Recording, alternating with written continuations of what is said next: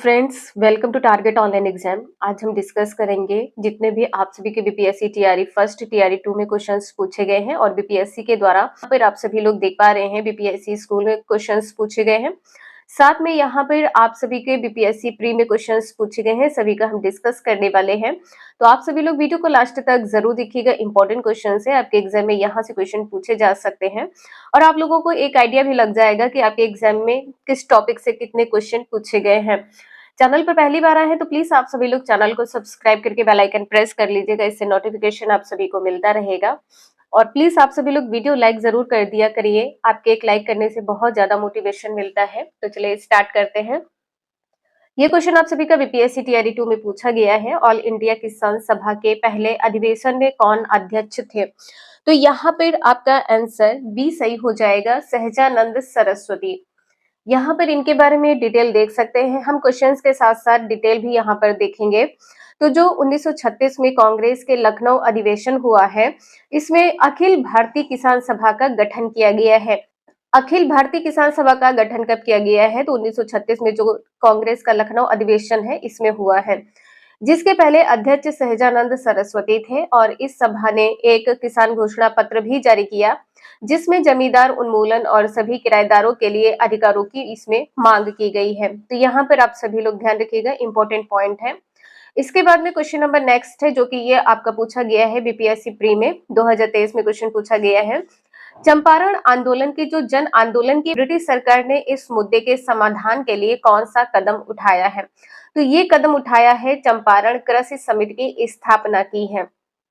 C answer यहाँ पर आपका सही हो जाएगा। चंपारण आंदोलन की जो जन आंदोलन की प्रक्रिया है, इसमें यहाँ पे देख पा रहे हैं कि चंपारण आंदोलन के जन आंदोलन की प्रतिक्रिया में ब्रिटिश सरकार ने इस मुद्दे के समाधान के लिए चंपारण कृषि जांच समिति की स्थापना की थी। चंपारण कृषि जांच समिति के अध्यक्ष कौन थे? एफ जी स्लाई थे। तो यहाँ पे ध्यान रखिएगा, चंपारण कृषि जांच समिति के अध्यक्ष कौन थे? एफ जी स्लाई थे। और इनके जो अन्य सदस्य थे वो कौन थे? सीजे रीड थे, महात्मा गांधी, एल सी अदामी, राजा हरिहर प्रसाद, अनुग्रह नारायण सिंह और जी रैनी थे। जबकि यहाँ पे देख पा रहे हैं कि एम ई एल टेन्नर सचिव थे।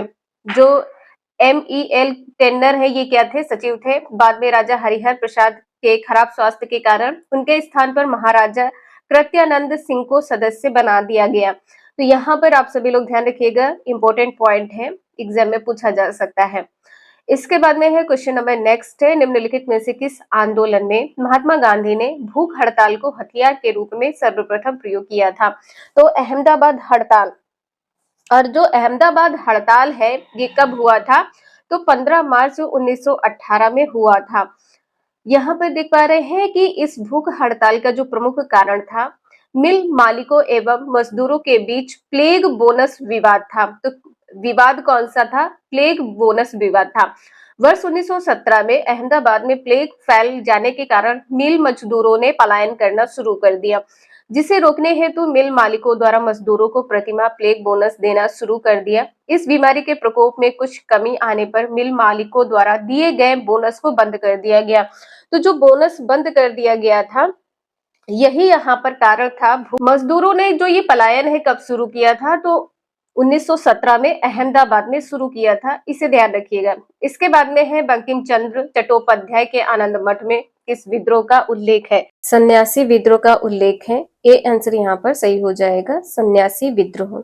ए आंसर यहाँ पर सही है। यहाँ पर देख पा रहे हैं कि बंकिम चंद्र चट्टोपाध्याय के आनंद मठ में सन्यासी विद्रोह का उल्लेख है। सन्यासी विद्रोह बंगाल में वर्ष 1770 से 1820 ईस्वी के बीच में हुआ था। कहाँ पर हुआ है? तो बंगाल में हुआ है। कब हुआ है? तो 1770 ईस्वी से 1820 ईस्वी के बीच में हुआ है। बंगाल में वर्ष 1770 के भीषण अकाल के बाद सन्यासी विद्रोह शुरू हुआ है। कब शुरू हुआ है? भीषण अकाल के बाद में सन्यासी विद्रोह शुरू हुआ है, जिससे घोर अराजकता और दुर्दशा उत्पन्न हुई है। हालांकि विद्रोह का तात्कालिक कारण क्या है? तो हिंदुओं और मुसलमानों दोनों के पवित्र स्थानों हेतु जाने वाले तीर्थ यात्रियों पर अंग्रेजों द्वारा लगाए गए प्रतिबंध थे। जो सन्यासी विद्रोह है इसका प्रमुख कारण क्या है? तो प्रमुख कारण है हिंदुओं और मुसलमानों दोनों के पवित्र स्थानों पर जाने वाले तीर्थ यात्रियों पर अंग्रेजों द्वारा प्रतिबंध लगाया गया था। इंपॉर्टेंट है, ध्यान रखिएगा, पूछा जा सकता है। इसके बाद में है गांधी जी को विशेष रूप से चंपारण आने और वहां के कृषकों की दयनीय स्थिति को हेतु किसने अनुग्रह किया था? तो किया था राजकुमार शुक्ल ने। बी आंसर यहाँ पर आपका सही हो जाएगा।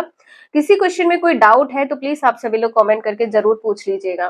तो गांधी जी को विशेष रूप से चंपारण आने और वहां के कृषकों की दयनीय स्थिति को देखने हेतु राजकुमार शुक्ल ने अनुग्रह किया था। चंपारण बिहार में एक जिला है और वर्ष 1914 से 1916 में इस क्षेत्र के किसानों ने कठोर ब्रिटिश अत्याचारों के खिलाफ आंदोलन किया है। नेक्स्ट है, भारतीय किसानों के इतिहास में संगठित असहयोग का प्रथम उदाहरण कहाँ गठित हुआ था? संगठित असहयोग का प्रथम उदाहरण, तो यहाँ पर ए आंसर सही हो जाएगा, बिहार एवं बंगाल। इसके बारे में यहाँ पर देख पा रहे हैं, ये क्वेश्चन आप सभी का बीपीएससी टीआरई तक गया था और आपके सब्जेक्ट का क्वेश्चन है। तो भारतीय किसानों के इतिहास में संगठित असहयोग का प्रथम उदाहरण 1781 में बिहार बंगाल प्रेसिडेंसी में गठित हुआ है। किसानों के इतिहास की बात की गई है, जो संगठित आयोग का प्रथम है गठन, ये कहाँ पर प्रथम उदाहरण कहाँ पर गठित हुआ है? तो बिहार के बंगाल प्रेसिडेंसी में। इस विद्रोह को बिहारी विद्रोह या बंगाल के किसान विद्रोह के नाम से भी जाना जाता है। इससे ध्यान रखिएगा, इस क्वेश्चन को आप सभी लोग एक बार जरूर देख लीजिएगा कि जो ये विद्रोह है, इस विद्रोह को बिहारी विद्रोह या बंगाल के किसान विद्रोह के नाम से भी जाना जाता है। इसके बाद में है सूची फर्स्ट को सूची सेकंड के साथ सुमेलित करना है, तो यहाँ पर आपको बताना है क्या सही होगा। नील के पौधे लगाने वालों का आंदोलन कहाँ पर प्रमुख केंद्र क्या है? तो ये प्रमुख केंद्र हो जाएगा चंपारण। ये प्रमुख केंद्र है चंपारण, इसे नोट कर लीजिएगा। इसके बाद में है खेतिहर सत्याग्रह, तो ये खेतिहर सत्याग्रह क्या हो जाएगा? खेड़ा। केंद्र क्या है? खेड़ा। इसके बाद में है कपास मिल मजदूरों का सत्याग्रह, तो यहाँ पर आपका आंसर क्या हो जाएगा? अहमदाबाद। यहाँ पर हो जाएगा अहमदाबाद। इसके बाद में है असहयोग आंदोलन को बंद करने के लिए आंदोलन, तो ये आंदोलन है चौरा चौरी आंदोलन, और ये आंदोलन कहाँ पर कब गठित हुआ था? आप सभी कमेंट करके जरूर बताइएगा। इसके बाद में है क्वेश्चन नंबर नेक्स्ट, चंपारण नील आंदोलन के दौरान महात्मा गांधी के साथ कौन थे? तो महात्मा गांधी जी के साथ कौन था? तो यहाँ पर उपर्युक्त में से एक से अधिक हो जाएगा, तो यहाँ पर आप सभी लोग ध्यान रखिएगा कौन कौन था। महादेव देसाई थे, महादेव देसाई थे, ब्रज किशोर थे, और यहाँ पे ध्यान रखिएगा नरहरि पारिख थे। यहाँ पे जो दूसरा नाम है ब्रज किशोर, इसे भी ध्यान रखिएगा, इस बार पूछा जा सकता है, ब्रज किशोर। ठीक है। इसके बाद में यहाँ पे आप सभी देख पा रहे हैं कि जो चंपारण भारत के बिहार राज्य का एक जिला है जहां नील की खेती बड़े पैमाने पर होती थी। किसानों को अपनी भूमि के 3/20वें हिस्से पर नील उगाने के लिए मजबूर किया गया। किसानों की इन शिकायतों की जांच के लिए महात्मा गांधी जी ने वर्ष 1917 में चंपारण पहुंचे तथा एक अहिंसक प्रतिरोध रूपी आंदोलन शुरू किया, जिसे क्या कहा जाता है? चंपारण सत्याग्रह कहा जाता है। तो शुरुआत कब हुई है? 1917 में। इस सत्याग्रह में महात्मा गांधी जी के साथ कौन थे? तो यहाँ पर देख पा रहे हैं राजेंद्र प्रसाद, ब्रज किशोर, महादेव देसाई, जेबी कृपलानी, नरहरि पारिख और मेहजर उल हक इत्यादि थे। तो इन्हें आप सभी लोग नोट कर लीजिएगा, एग्जाम में पूछा जा सकता है। इसके बाद में है यहाँ पर क्वेश्चन नंबर 48, निम्नलिखित आंदोलनों में से किसका सरदार वल्लभ भाई पटेल द्वारा नेतृत्व किया गया और वह सफल रहा है? तो यहाँ पर क्वेश्चन नंबर 48 का आंसर सी सही हो जाएगा, बारदौली सत्याग्रह गुजरात। 1928 में गुजरात के बारदौली सत्याग्रह, यहाँ पे ध्यान रखिएगा 1928 बारदौली सत्याग्रह में हुए किसान आंदोलन का नेतृत्व किया था सरदार वल्लभ भाई पटेल ने। ठीक है, किसका नेतृत्व किया था? तो किसान आंदोलन का नेतृत्व किया था। किसान आंदोलन का नेतृत्व किसने किया था? तो सरदार वल्लभ भाई पटेल ने किया था। कब किया था? तो 1928 में गुजरात में किया था। इसके बाद में है जो 1918 ईस्वी में खेड़ा सत्याग्रह हुआ है, इसमें भी वल्लभ भाई पटेल ने अपनी महत्वपूर्ण भूमिका अदा की है। दो इंपॉर्टेंट पॉइंट है तो इसे ध्यान रखिएगा। नेक्स्ट क्वेश्चन है 1918 के किस महीने में चंपारण कृषि कानून चंपारण एग्रियन एक्ट यूरोपीय नील बागान के स्वामी के विरुद्ध पारित हुआ था? 1917 के में जो प्रथम नील सत्याग्रह आंदोलन हुआ है, तो यहाँ पे ध्यान रखिएगा 1917 में प्रथम नील सत्याग्रह आंदोलन हुआ है। प्रथम नील सत्याग्रह आंदोलन हुआ है, सत्याग्रह आंदोलन हुआ, तो इसे आप सभी लोग ध्यान रखिएगा। इसके बाद में कब हुआ है, तो 1918 में हुआ है। कब हुआ है, तो 4 मार्च 1918 में हुआ है। नील जो बागान है मालिकों के विरुद्ध सरकार ने चंपारण कृषि कानून पारित किया था। इंपॉर्टेंट है तो इसे आप सभी लोग ध्यान रखिएगा। यहाँ पर आपका आंसर ई सही हो जाएगा, उपर्युक्त में से कोई नहीं, इसे ध्यान रखिएगा। तो यहाँ पर आपने देखा है जो प्रथम नील सत्याग्रह आंदोलन है 1917 ईस्वी में हुआ है। इसके बाद में जो चंपारण कृषि कानून यूरोपीय नील बागान के स्वामी के विरुद्ध पारित हुआ है, तो ये हुआ है 4 मार्च 1918 को। तो यहाँ पर आपसे ये पूछा गया था कि मंथ क्या है, तो मार्च मंथ है, 4 मार्च, इसे ध्यान रखिएगा। यहाँ पर देख पा रहे हैं कि गांधी जी द्वारा 1917 में किए गए प्रथम नील सत्याग्रह नील आंदोलन के बाद 4 मार्च 1918 को यूरोपीय नील बागान मालिकों के विरुद्ध सरकार ने चंपारण कृषि कानून चंपारण एग्रियन एक्ट पारित किया गया। इसी कानून के तहत बिहार, उड़ीसा व बंगाल के कुछ प्रांतों में प्रचलित 3 कठिया पद्धति समाप्त की गई। तो यहाँ पर 3 कठिया पद्धति कहाँ पर समाप्त की गई है, तो इसे ध्यान रखिएगा, बिहार है, उड़ीसा है व बंगाल है। नेक्स्ट क्वेश्चन है 1917 में चंपारण सत्याग्रह के दौरान भारत में गांधी के जीवन पर पहले ज्ञात प्रयास के पीछे कौन था? तो इरविन था। यहाँ पर आपका आंसर सी सही हो जाएगा। और यहाँ पर देख पा रहे हैं कुछ इंपॉर्टेंट पॉइंट है। गांधी जी की लोकप्रियता के कारण चंपारण सत्याग्रह के दौरान उन्हें रोकने के लिए एक ब्रिटिश बागान प्रबंधक इरविन ने कार्यवाही करने का निर्णय लिया। उसने गांधी जी को रात्रि भोज का निमंत्रण दिया। गांधी जी ने सहर्ष स्वीकार किया। इरविन के इस निमंत्रण के पीछे गांधी जी की हत्या का षड्यंत्र रचा गया था। इसमें रसोइया बतक मियां ने गांधी जी की जान बचाई थी। तो यहाँ पर आपने देखा है जो भोज के लिए बुलाया था, तो इसमें आपसे ये पूछा जा सकता है कि इनकी जान किसने बचाई थी? तो रसोइया थी। रसोइया कौन थी या कौन था? तो बतक मियां। ठीक है, यहाँ पे ध्यान रखिएगा, बतक मियां इंपॉर्टेंट है, आपके एग्जाम में पूछा जा सकता है। इसके बाद में क्वेश्चन नंबर नेक्स्ट है, जो 1876 में इंडियन एसोसिएशन की स्थापना हुई है, ये किसके द्वारा की गई थी? तो यहाँ पर आपका आंसर सी सही हो जाएगा, सुरेंद्र नाथ बनर्जी। ठीक है, आपका आंसर यहाँ पर सी सही है, सुरेंद्र नाथ बनर्जी। स्थापना कब की गई? तो 1876 ईस्वी में की गई।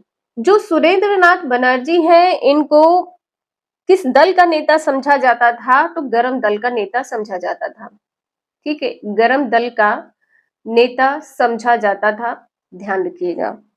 नेक्स्ट है मद्रास महाजन सभा की स्थापना किस वर्ष हुई थी? तो यहाँ पर आपका आंसर ई सही हो जाएगा, उपर्युक्त में से कोई नहीं, तो आपका आंसर सही क्या होगा? 1884 में एम वीर राघवाचारी व बी सुब्रमण्यम अय्यर एवं पी आनंद चार्लू द्वारा किया गया। तो कब किया गया है? 1884 में। ठीक है, 1884 में किया गया है। और इसका मुख्यालय कहाँ था? तो इसका मुख्यालय था तमिलनाडु। मुख्यालय कहाँ पर था? तमिलनाडु मुख्यालय था। नेक्स्ट है हिंदू मेला किसने संगठित किया है? तो यहाँ पर आपका आंसर ए सही हो जाएगा, राज नारायण बोस। ए आंसर यहाँ पर आपका सही है। और इसकी स्थापना कब की गई थी? हिंदू मेला जो संगठन है, इसकी स्थापना की गई थी 1867 में। किसके द्वारा की गई थी? तो यहाँ पर आप सभी देख पा रहे हैं, हिंदू मेला एक सामाजिक सांस्कृतिक संस्था थी जिसकी स्थापना 1867 में की गई थी। गणेंद्र नाथ ठाकुर ने, द्विजेंद्र नाथ ठाकुर ने और राज नारायण बोस व नव गोपाल मित्र के साथ मिलकर की गई थी। तो ये 3 पॉइंट इंपॉर्टेंट है। 1867 में स्थापना की गई थी गणेंद्र नाथ ठाकुर के द्वारा। इसके बाद में द्विजेंद्र नाथ ठाकुर है, राज नारायण बोस है, नवगोपाल मित्र हैं। नेक्स्ट है 1784 ईस्वी के एशियाटिक सोसाइटी ऑफ बंगाल का आरंभ किसने किया था? तो यहाँ पर आपका आंसर सी सही हो जाएगा, विलियम जोन्स ने किया था। सी आंसर यहाँ पर आपका सही है। आपसे डेट और मंथ पूछ लिया जाए तो यहाँ पे ध्यान रखिएगा 15 जनवरी 1784, 15 जनवरी 1784 में स्थापना की गई थी। नेक्स्ट है भारतीय राष्ट्रीय कांग्रेस का पहला अधिवेशन कहाँ हुआ? ये पहला अधिवेशन हुआ था बंबई में। बी आंसर यहाँ पर आपका सही हो जाएगा। और ये आपसे सन पूछा जाए तो सन है 1885। 1885 में ए ओ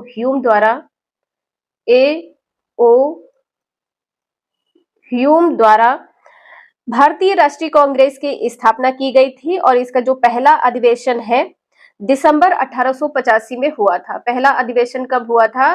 तो दिसंबर 1885 में हुआ था।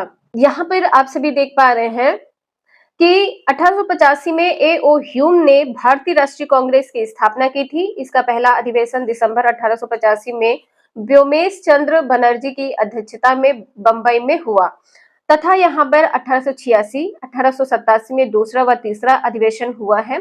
तो दूसरा अधिवेशन हुआ है कलकत्ता में। दूसरा अधिवेशन कहाँ पर हुआ है? कलकत्ता में।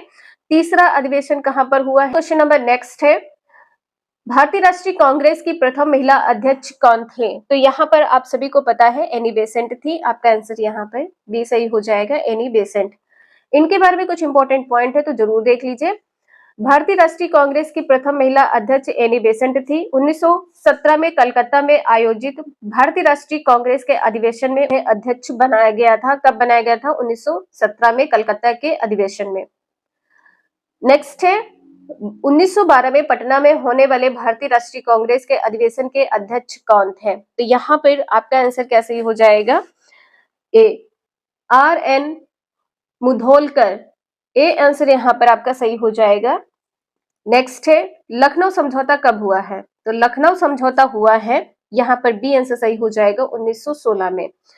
यहाँ पर आप सभी लोग देख पा रहे हैं लखनऊ समझौता दिसंबर 1916 में लखनऊ में आयोजित इंडियन नेशनल कांग्रेस और मुस्लिम लीग के संयुक्त सत्र में दोनों दलों के बीच एक समझौता था। कब हुआ था? 1916 में।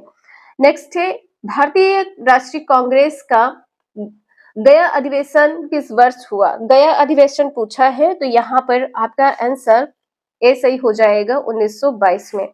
इसके बारे में यहाँ पर आप देख पा रहे हैं भारतीय राष्ट्रीय कांग्रेस का जो गया अधिवेशन है दिसंबर 1922 में आयोजित किया गया, इसकी अध्यक्षता सी आर दास ने की थी। इसी अधिवेशन में सी आर दास ने लेजिस्लेटिव काउंसिल में प्रवेश के समर्थन में एक संकल्प प्रस्तुत किया था। इन्होंने 1923 में मोतीलाल नेहरू के साथ मिलकर स्वराज पार्टी का गठन किया था।